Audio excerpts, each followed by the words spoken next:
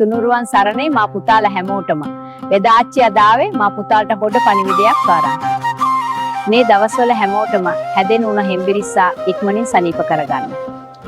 ඒකට ඕන්න මං කියලා දෙන්න උනම් පොඩියත් බෙහෙතක්.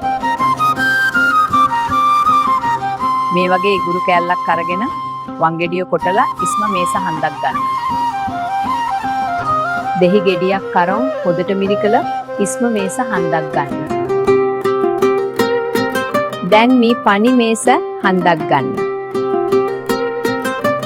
මේ වර්ග තුනම දැම එකට දාලා කලවම් කරලා. උදේටයි හවසටයි තේ හන්දක් ගාන්නේ බොන්න. මා පුතාලා මේක ටිකක් දැවිල්ලයි. බඩේ දැවිල්ල තියෙන අය නම් නොබිව්වත් කමක් නැහැ. ඔන්න එහෙනම් අදට මම ගිහිල්ලා එන්නම්. මා පුතාලා මේ වීඩියෝ එක තව කෙනෙක්ට බලන්න ෂෙයා කරලා තියන්න. තුනුරුවන් සරණේ මා පුතාලා හැමෝටම පරිස්සමෙන් ස්තුතින් ඉන්න.